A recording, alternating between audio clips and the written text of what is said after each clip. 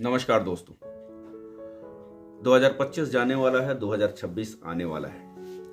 आपने क्या सोच रखा है और कैसे आप अपना निवेश करेंगे, इसके बारे में आज हम कुछ अपनी बातों को शेयर करेंगे। बट वीडियो को आरंभ करने के पहले मैं आपसे आग्रह करना चाहता हूं कि मेरे चैनल को सब्सक्राइब ज़रूर करें, ताकि मैं अपनी जितनी भी जानकारियां हैं या जो भी मेरे पास इंफॉर्मेशन आती हैं निवेश से संबंधी, वो मैं आप तक शेयर कर सकूं। आज दोस्तों मैं आपके सामने 2026 में हम कहां और कैसे निवेश करें, म्यूचुअल फंड में स्पेशली, उसके बारे में मैं जानकारी आपके पास देने के लिए आया हूं। तो सबसे पहले दोस्तों, आप लोगों ने सुना होगा कि म्यूचुअल फंड्स में कई टाइप्स के म्यूचुअल फंड्स होते हैं जिनमें हम निवेश करते हैं, और मुख्यतः 5 प्रकार के होते हैं, जिनमें कि large cap, mid cap, small cap, multi cap और फ्लेक्सी कैप। इस तरीके के 5 फंड्स आते हैं। लार्ज फंड्स जैसा कि आप जानते ही हैं, टॉप 100 फंड्स होते हैं जो इंडेक्स में होते हैं, फ्रॉम सीरियल नंबर 1 to 100। उसके बाद 101 to 250 जो होते हैं वो मिड कैप फंड्स होते हैं। 250 से 500 तक स्मॉल कैप्स होते हैं, और उसके बाद जो है बाकी माइक्रो मिनी और सारे फंड्स होते हैं। तो जो इंडेक्स में जो लिस्टिंग होती है उसके अकॉर्डिंगली इस तरीके से होते हैं। लार्ज कैप फंड्स वो होते हैं जो टॉप 100 फंड्स में जिनमें निवेश किए जाते हैं, जिन फंड्स में, वो लार्ज कैप हो गए। जो 101 से 150 तक में किए जाते हैं, 250 में किए जाते हैं, वो मिड कैप हो गए, और 250 से 500 तक में स्मॉल कैप्स हो गए। तो ये तो large, mid and small cap की कैटेगरी हो गई। अब बाकी आ जाता है आपका फ्लेक्सी कैप। फ्लेक्सी कैप के बारे में और मल्टी कैप के बारे में बहुत सारे कंफ्यूजन्स रहते हैं। फ्लेक्सी कैप फंड्स वो होते हैं जिसमें फंड मैनेजर्स को लिबर्टी होती है अच्छी खासी, कि वो जहां चाहे जैसे चाहे अपने फंड्स को निवेश कर सकता है, और इसी वजह से इसमें आप देखेंगे एक्सपेंस रेशियो भी कंपैरेटिवली बाकी फंड्स से थोड़ा ज़्यादा होता है। लेकिन ये भी बात है कि फंड मैनेजर्स के पास लिबर्टी होने की वजह से वो फंड्स को स्विच करते हैं, और उनके पास काफ़ी अथॉरिटीज़ होती हैं, तो इसमें आपको और अच्छे रिटर्न आने की संभावना होती है।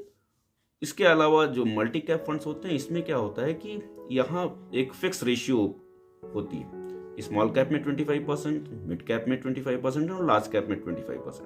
तो 75% एलोकेशन तो बिल्कुल फिक्स्ड है कि इन्हीं तीनों में 25% तक जाना है। बाकी 25% में जो है आपके फंड मैनेजर को लिबर्टी होती है कि वो इन तीनों में से कहीं भी, जैसे भी चाहे वैसे इक्विटी फंड्स में या डेब्ट फंड्स में या कहीं भी, वो अपने निवेश को कर सकता है, लोकेट कर सकता है।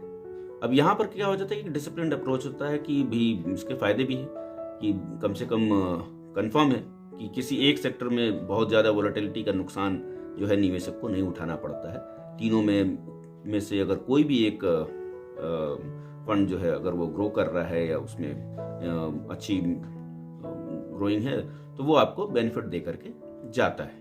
तो इस हिसाब से अगर देखा जाए तो मल्टी कैप फंड्स जो हैं वो काफ़ी अच्छे साबित होंगे। आप पिछले रिटर्न्स को देखेंगे तो उससे भी आपको इस चीज़ का एहसास हो जाएगा और इस चीज़ का अंदाज़ा मिल जाएगा कि मल्टी कैप फंड्स ने बाकी फंड्स की अपेक्षा काफ़ी अच्छा परफॉर्म किया है। लार्ज कैप फंड्स जो है, आप पहले देखेंगे आज से 4 साल 5 साल पहले तक बहुत अच्छा परफॉर्म किया था, बट अब 2018 के बाद स्पेशली काफ़ी उसमें स्टैगनेशन आ गया है। बहुत ज़्यादा आप देखेंगे तो उसमें ग्रोथ बहुत ज़्यादा नहीं है, क्योंकि अभी लार्ज कैप फंड्स में ये सेबी के डायरेक्शंस के अकॉर्डिंगली आपको 80% जो है वो उसमें ही लगाना है, लार्ज कैप इक्विटी फंड्स में ही इन्वेस्ट करना है। तो उससे हो क्या जाता है कि वो एक तरह से इंडेक्स फंड्स की तरह से ही काम करना शुरू कर देता है। तो आप जिस तरीके से सेंसेक्स या निफ्टी के इंडेक्स फंड्स जैसे परफॉर्म करते हैं, ऑलमोस्ट उसी तरीके से हो जाता है, और इसमें एक्सपेंस रेशियो भी आपका कंपैरेटिवली उससे ज़्यादा हो जाता है। तो इस वजह से अब लोग थोड़ा सा लार्ज कैप से हट करके बाकी मल्टी कैप और फ्लेक्स कैप की तरफ ज़्यादा अपने रुझान दिखा रहे हैं। एक और आ जाता है सेक्टर आजकल, गोल्ड और सिल्वर। 2025 में गोल्ड और सिल्वर ने जबरदस्त तरीके से परफॉर्म किया है। अगर आप 2025 का आप रिकॉर्ड उठा करके देखेंगे तो गोल्ड ने लगभग 65% का और सिल्वर ने 80% का रिटर्न दिया है। अब क्या ये अगले साल भी हो सकता है? जैसा आप तमाम रिपोर्ट्स को देखेंगे, उससे जानकारी लेंगे, जो इंटरनेशनल मार्केट की स्टडी करेंगे, तो उससे आपको ऐसा एहसास होगा कि 2026 में भी कुछ इसी तरीके का परफॉर्म करने वाला है गोल्ड और सिल्वर दोनों।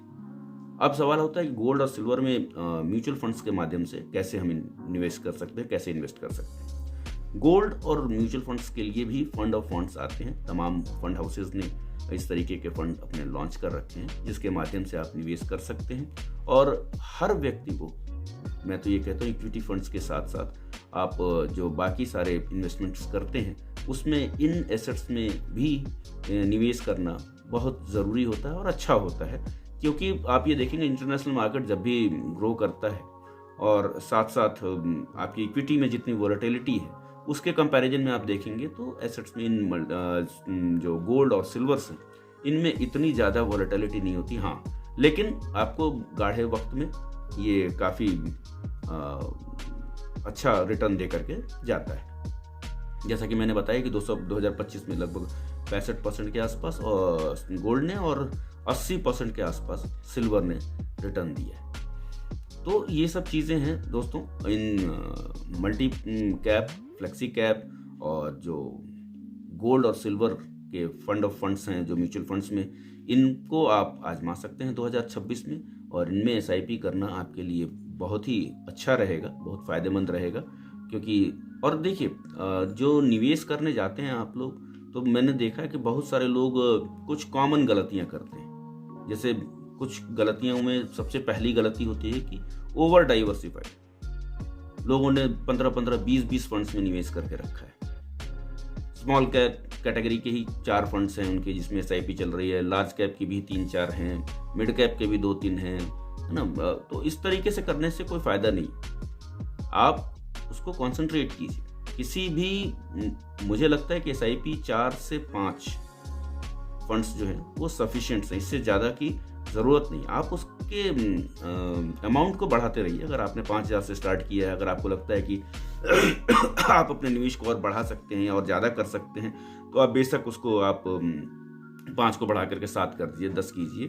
या अगर आपने स्मॉल में किया है तो लार्ज में कर दीजिए, मिड कैप में कर दीजिए, या मल्टी एसेट फंड्स में कर दीजिए, मल्टी कैप में कर दीजिए, फ्लेक्सी में कर दीजिए। लेकिन उसके साथ साथ इसकी कोई आवश्यकता नहीं होती कि आप जो है एक ही फंड के, एक ही टाइप के 5-5, 6-6 फंड्स में आप डाइवर्सिफाई करके रखे रहें। वो डाइवर्सिफिकेशन का कोई मतलब नहीं रह जाता। इससे अच्छा तो आप इंडेक्स फंड में इन्वेस्ट कर दें और निफ्टी 500 को ले लें और आपके सारे के सारे जो है फंड हाउसेस और सारे के सारे जो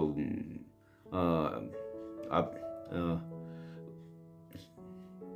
सभी के सभी लिस्टेड कंपनीज में आप निवेश कर लेंगे। तो ये चीज़ें हैं, इन चीज़ों का ध्यान रखना है। दूसरा गलती आप क्या करते हैं कि पीछे के परफॉर्मेंसेस को देखते रहते हैं। आप गूगल पे जाते हैं, पास्ट परफॉर्मेंस को देखते हैं और उसके बेस पर आप निवेश करते हैं। ऐसा नहीं करना है। आपको स्टडी करनी है कि अगले फ्यूचर में, क्योंकि आपका निवेश अब बीत तो नहीं चुका, अब आपको आगे निवेश करना है। तो आपको आगे देखना है कि उसमें क्या क्या ऐसे कौन कौन से ऐसे फील्ड हैं या कौन कौन से ऐसे सेक्टर्स हैं जिनमें ग्रोथ की गुंजाइश है, जिसमें ग्रोथ होने की चांसेस ज़्यादा हैं, और कौन से फंड हैं जो कि उन पर्टिकुलर सेक्टर्स में इन्वेस्ट कर रहे हैं। तो इन चीज़ों को ध्यान रखते हुए ही आपको निवेश करना है। तो दोस्तों, उम्मीद है आपको बात समझ में आई होगी।